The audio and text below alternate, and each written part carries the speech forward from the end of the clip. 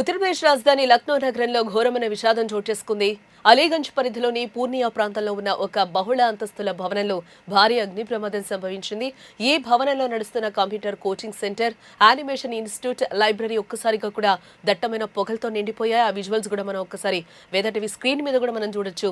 క్లాస్లో చదువుకుంటున్న విద్యార్థులు ఊపిరాడక ప్రాణాలు కాపాడుకోవడానికి ఏం చేయాలో తెలియక తీవ్ర భయాందోళనకు గురయ్యారు. ఒక్కసారిగా కూడా బిల్డింగ్ కింద భాగంలో ఉన్న ఒక దుకాణంలో మొదట మంటలు చెలరేగాయి. ఆ మంటలు చాలా వేగంగా మొదటి రెండో అంతస్తులకైతే విస్తరించాయి.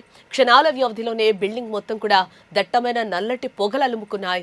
బయటకు రావడానికి ఉన్న ఏకైక మార్గం మంటల్లో చిక్కుకుపోవడంతో విద్యార్థులంతా కూడా భవనం లోపలే బందీలయ్యారు.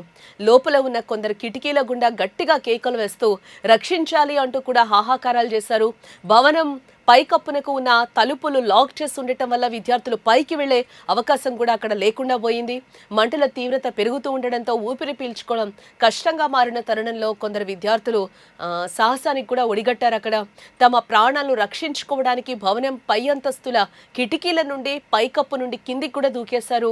ఇలా దూకడం వల్ల పలువురు విద్యార్థులకు తీవ్ర గాయాలన్నట్లుగా కూడా అక్కడ తెలుస్తుంది.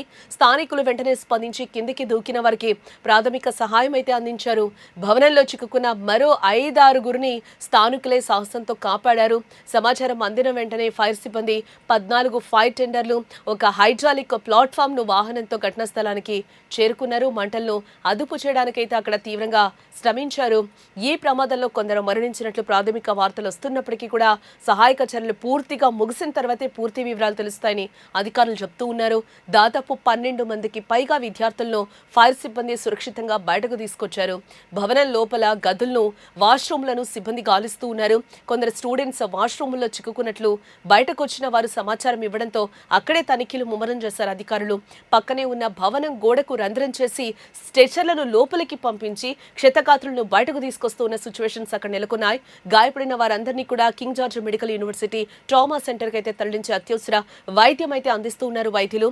ఆసుపత్రి వైద్యులు కావచ్చు, అంబులెన్స్ సిబ్బందిని ప్రభుత్వం అలర్ట్ చేసింది. ఇప్పటికే ఈ ఘోర ప్రమాదంపై ఉత్తరప్రదేశ్ ముఖ్యమంత్రి యోగి ఆదిత్యనాథ్ తీవ్ర దిగ్భ్రాంతిని అయితే వ్యక్తం చేస్తూ ఉన్నారు. ప్రమాదం గురించి తెలిసిన వెంటనే ఉన్నతాధికారులు ఘటనా స్థలానికి వెళ్లాలని కూడా ఆదేశించారు. రెస్క్యూ ఆపరేషన్ ను మరింత వేగవంతం చేయాలని, లోపల ఉన్న ప్రతి ఒక్కరిని కూడా సురక్షితంగా బయటకు తీసుకురావడమే మొదటి ప్రాధాన్యత అని కూడా స్పష్టం చేశారు. గాయపడిన విద్యార్థులకు మెరుగైన వైద్య సేవలు ఉచితంగా అందించాలని అధికారులను అయితే ఆదేశించడం జరిగింది. డిప్యూటీ సీఎం బ్రజేష్ పాఠక్ స్వయంగా ఘటనా స్థలానికి చేరుకుని సహాయక చర్యలు అయితే పర్యవేక్షిస్తూ ఉన్నారు. నిపుణులైన డాక్టర్ల బృందాన్ని, 6 అంబులెన్స్లను కూడా అక్కడ అందుబాటులో ఉంచారు.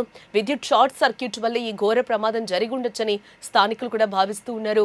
పోలీసులు ఈ ప్రమాదానికి గల ఖచ్చితమైన కారణాలపై దర్యాప్తునైతే ప్రారంభించినట్లుగా తెలుస్తోంది.